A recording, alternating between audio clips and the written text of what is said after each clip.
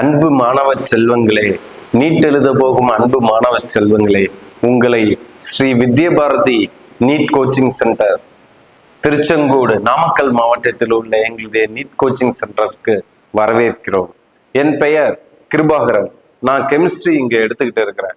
நான் தமிழ் மீடியத்தில் படிச்சு பிஹெச்டி சிங்கப்பூர்ல படிச்சு போஸ்ட் டாக்டரேட் சியோல் நேஷனல் யூனிவர்சிட்டியில படிச்சு நெட் எக்ஸாம் தமிழ் மீடியத்துல இருந்தே படிச்சு தமிழ் மீடியத்துல இருந்தேன்னா கேட் எக்ஸாம்னு ஒரு எக்ஸாமும் பாஸ் பண்ணி இப்ப டீச்சரா இங்க ஒர்க் பண்ணிட்டு இருக்கிறாங்க.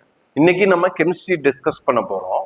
அந்த கெமிஸ்ட்ரியில ஐசோமெரிசம் சமபகுதியத்தை பத்தி நம்ம படிக்க போறோம். இந்த சமபகுதியத்தை ரொம்ப எளிதா நம்ம புரிஞ்சுக்கலாம், ரொம்ப கஷ்டப்பட வேண்டியது இல்லை. இதை வகைப்படுத்துறது தெரிஞ்சுக்கணும், இதுல இருக்கிற அந்த பெயர்களை பத்தி தெரிஞ்சுக்கணும். இப்ப வடிவியல் ஜாமெட்ரிக்கல் ஐசோமெரிசம்னா என்னன்னு தெரிஞ்சுக்கணும், ஆப்டிக்கல் ஐசோமெரிசம்னா என்னன்னு தெரிஞ்சுக்கணும். வாங்க நம்ம ஐசோமெரிசத்தை பத்தி படிக்கலாம். ஐசோமெரிசம் சமபகுதியம் அப்படின்னா என்னன்னு பாத்தீங்கன்னா, ஒரே மாலிகுலர் ஃபார்முலா இருக்கணும். இப்ப ரெண்டு மூலக்கூறு இருக்கு அப்படின்னு பாத்தீங்கன்னா, அந்த ரெண்டு மூலக்கூறுக்கும் ஒரே மாலிகுலர் ஃபார்முலா இருக்கணும், மூலக்கூறு வாய்ப்பாடு இருக்கணும். ஆனா ரெண்டோட ப்ராப்பர்ட்டி ரெண்டுமே டிஃப்ரெண்டா இருக்கு. உதாரணத்துக்கு பாத்தீங்கன்னா எத்தனால், இங்கிட்ட டைமீத்தல் ஈத்தர், இந்த ரெண்டு மாலிகுலையும் எடுத்து பாத்தீங்கன்னா எத்தனால் வந்து ஈஸியா எவாபரேட் ஆக மாட்டேங்குது. பட் டைமீத்தல் ஈத்தர் பாத்தீங்கன்னா ஈஸியா எஸ்கேப் ஆயிருது, ஓலட்டைலா இருக்கு. அது ஏன் ஈஸியா ஆவி ஆயிருது? ஏன்னா இங்க ஹைட்ரஜன் பாண்டிங்கே இல்லை. ஆனா எத்தனால்ல ஈஸியா ஆவி ஆகிறது இல்லை, பொறுமையா தான் ஆவி ஆகுது, ஏன்னா இங்க ஹைட்ரஜன் பாண்டிங் இருக்கு. ஆனா ரெண்டுக்குமே ஒரே மூலக்கூறு வாய்ப்பாடு C2H6O. இப்ப இந்த இதோட மெல்டிங் பாயிண்ட் பாத்தீங்கன்னா அதிகமா இருக்கு, இதோட மெல்டிங் பாயிண்ட் கம்மியா இருக்கு. இதோட பாய்லிங் பாயிண்ட் பாத்தீங்கன்னா 77 டிகிரி, இதோட பாய்லிங் பாயிண்ட் பாத்தீங்கன்னா 17 டிகிரி தான் இருக்கு, 17 டிகிரி தான் இருக்கு. ஸோ நம்ம உடம்புலையுமே பாத்தீங்கன்னா நிறைய ஐசோமெரிசத்தை பத்தி படிப்போம், இந்த மாற்றியம் இந்த சமபகுதி இதை பத்தி படிப்போம்.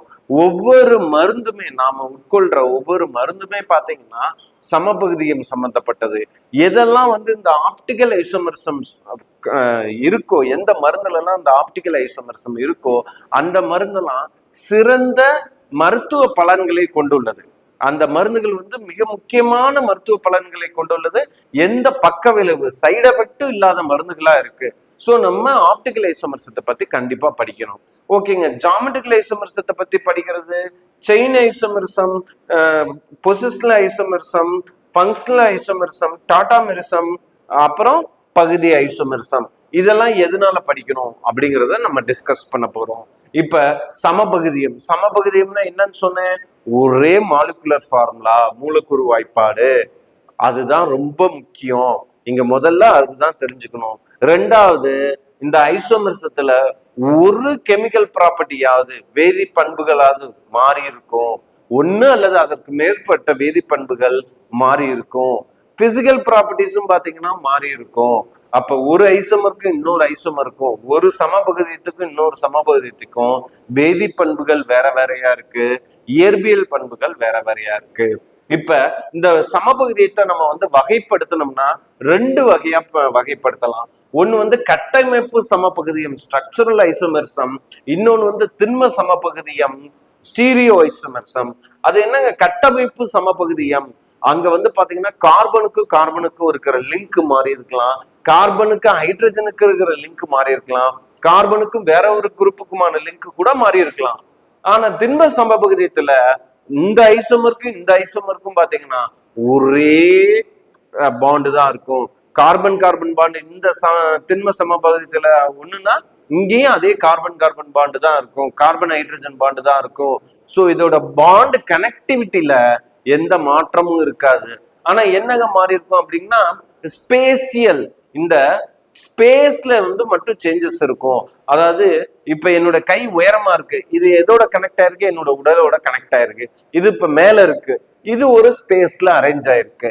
இங்க பாத்தீங்கன்னா இப்ப கை வந்து கீழே இருக்கு, இது ஒரு ஸ்பேஸ்ல அரைஞ்சிருக்கு, ஆனா கனெக்டிவிட்டி மாறல. எதனால இந்த டிஃபரன்ஸ் வருது அப்படிங்கறத பத்தி நம்ம படிக்க போறோம். ஓகேங்க. இப்ப நம்ம வந்து கட்டமைப்பு சமபகுதியும் திண்ம சமபகுதியும்னா என்னன்னு நம்ம புரிஞ்சுக்கிட்டோம்னு நினைக்கிறேன். கட்டமைப்பு சமபகுதியும்னா பாண்ட் கனெக்டிவிட்டி வேற வேறையா இருக்கும், ஆனா ஒரே மாலிகுலர் ஃபார்முலாவா இருக்கும். திண்ம சமபகுதியத்துல பாண்ட் கனெக்டிவிட்டி சேமா இருக்கும், ஒரே மாலிகுலர் ஃபார்முலாவும் இருக்கும், ஆனா ஸ்பேஸ்ல அது அரேஞ்ச் ஆயிருக்குது, மேல கீழே அல்லது ஆப்போசிட் ஒரே சைடு அந்த மாதிரி அமைஞ்சிருக்கும். அதை பத்தி படிக்க போறோம். இப்ப கட்டமைப்பு சமபகுதியத்தை திரும்ப நம்ம வகைப்படுத்தலாம். எப்படி வகைப்படுத்தலாம்னா சங்கிலி சமபகுதியம், நிலை சமபகுதியம், வினைச்செயல் சமபகுதியம், டாட்டாமிரிசம், பகுதி சமபகுதியம் அப்படின்னு சொல்லிட்டு பிரிக்கலாம். சங்கிலி அப்படின்னு பாத்தீங்கன்னா ரிங் செயின் ஐசோமெரிசம், நிலை அப்படின்னா பொசிஷனல் ஐசோமெரிசம், வினைச்செயல்னா functional group isomerism, tautomerism, metamerism அப்படின்னு சொல்லிட்டு பிரிக்கலாம். சங்கிலி ஐசோமெரிசம்னா ஒரே மாலிகுலர் ஃபார்முலா, ஆனா வேற செயின், வேற பிரான்ச் செயின், வேற சங்கிலி. இப்ப பென்டேன் அப்படின்னு இருக்குன்னா அதோட இன்னொரு ஐசோமெரத்துல பியூட்டேன் தான் இருக்கும், பென்டேன் இருக்கக்கூடாது, அந்த செயின் வந்து வேறையா இருக்கணும். சரிங்களா? இப்ப நிலை சமபகுதியத்துல பாத்தீங்கன்னா செயின் ஒரே செயினா இருக்கணும், அதோட ஃபங்க்ஷனல் குரூப்பும் ஒரே ஃபங்க்ஷனல் குரூப்பா இருக்கணும், ஆனா அதோட பொசிஷன் மட்டும் இப்ப 2 குளோரோபென்டேனு 3 குளோரோபென்டேன்னு மாறும், ஆனா பென்டேன்ங்கிறது மாறாது. ரெண்டுலயுமே பென்டேன்ங்கிறது ஒன்னாதான் இருக்கும். இப்ப இதுல பாத்தீங்கன்னா பென்டேனு 2 மீத்தேல் பென்டேன்னு இருக்கும், ஆனா இங்க 2 குளோரோபென்டேன் 3 குளோரோபென்டேன் தான் இருக்கும் நிலை சமபகுதியத்துல. வினைச்செயல் சமபகுதியம்னா இப்பதான் நான் உங்களுக்கு ஒரு உதாரணம் சொன்னேன். ஒண்ணு வந்து எத்தனாலு, இன்னொன்னு வந்து டைமீத்தல் ஈத்தர். இங்க வந்து ஆல்கஹால் தான் வந்து ஃபங்க்ஷனல் குரூப், இங்க வந்து ஈத்தர் ஃபங்க்ஷனல் குரூப். அப்ப வினைச்செயல் சமபகுதியத்துல ஃபங்க்ஷனல் குரூப் மாறுது. அப்ப ஃபங்க்ஷனல் குரூப் மாறுறதுனால அது மொத்த ப்ராப்பர்ட்டியுமே மாறுது அப்படிங்கிறத எத்தனாலையும் ஆல்கஹாலை வச்சு நம்ம ஆல்ரெடி டிஸ்கஸ் பண்ணிட்டோம். நம்ம டாட்டாமெரிசத்துல பாத்தீங்கன்னா ஒரே ஒரு ஹைட்ரஜன் குரூப் ஒண்ணுல இருந்து ரெண்டாவது இடத்துக்கோ ஒண்ணுல இருந்து மூணாவது இடத்துக்கோ போறதுனால ஒரு ஐசோமெரிசம் வருது. எது ஸ்டேபிளான ஈனால் ஐசோமர் அப்படின்னு பாத்தீங்கன்னா ஃபீனால் தான் ஸ்டேபிளான ஈனால் ஐசோமர். இப்ப கீட்டோ ஐசோமரும் இருக்கும், ஈனால் ஐசோமரும் இருக்கும், நைட்ரோ ஐசோமர் இருக்கும், அசினைட்ரோ ஐசோமர் இருக்கும், இமீனு அமீன் இருக்கும். இப்படி நிறைய ஐசோமெரிசம் டாட்டாமெரிசத்துல இருக்கு. அதுல ஒரே ஒரு குரூப் மட்டும் 1,2 ஷிப்ட், 1,3 ஷிப்ட், 1,4 ஷிப்ட்னு மாறுதுங்க. அதனால வந்து டாட்டாமெரிசம் உருவாகுது. நெக்ஸ்ட் பகுதி சமபகுதியம். பகுதி சமபகுதியத்துல பாத்தீங்கன்னா மெட்டாமெரிசத்துல பாத்தீங்கன்னா சேம் ஃபங்க்ஷனல் குரூப் இருக்கணும், ஆனா அதுல இருக்கிற அல்கைல் செயினோட லென்த் வந்து மாறி இருக்கும். இப்ப டைமீத்தல் ஈத்தர்னு சொன்னேன், அதுல எந்த சமபகுதியமும் வரப்போறது இல்ல. இப்ப டைஈத்தல் ஈத்தர் இல்ல, ஈத்தேல் ப்ரொபைல் ஈத்தரா மாறும், டைஈத்தேல் ஈத்தராவும் இருக்கும். அந்த இடத்துல வந்து பாத்தீங்கன்னா மெட்டாமெரிசம் வருது. மெட்டாமெரிசம் எந்த மாதிரியான மாலிகுல்ல இருக்குன்னா பாலிவேலண்ட் ஃபங்க்ஷனல் குரூப்ல. பாலிவேலண்ட் ஃபங்க்ஷனல் குரூப்னா கார்பாக்சிலிக் ஆசிட், எஸ்டரு, அமீனு, ஈத்தரு, அமைடு, இதெல்லாம் வந்து பாலிவேலண்ட் ஃபங்க்ஷனல் குரூப். இப்ப மோனோவேலண்ட் ஃபங்க்ஷனல் குரூப்னா ஆல்கஹாலு, ஹாலஜனு, இதெல்லாம் மோனோவேலண்ட் ஃபங்க்ஷனல் குரூப். அங்க வந்து ஒரு பிணைப்பு, ஒரு பக்கம் மட்டும்தான் பிணைப்பு இருக்கும். பாலிவேலண்ட்ல ரெண்டு பக்கம் முப்பிணைப்பு கூட இருக்கும். சரிங்களா? நெக்ஸ்ட் திண்ம சமபகுதியம் ஸ்டீரியோ ஐசோமெர்ஸ்ல பாத்தீங்கன்னா ஜாமெட்ரிக்கல் ஐசோமெர்சம், ஆப்டிக்கல் ஐசோமெர்சம் அப்படின்னு சொல்லிட்டு கிளாசிஃபை பண்ணலாம், வகைப்படுத்தலாம். ஜாமெட்ரிக்கல் ஐசோமெர்சத்துல என்னென்ன இருக்குன்னு பாத்தீங்கன்னா வடிவியல் சமபகுதியத்துல சிஸ்ட்ரான்ஸ் ஐசோமெர்சம் இருக்கு, ஈசட் ஐசோமெர்சம் இருக்கு, சின் ஆன்டி ஐசோமர் இருக்கு.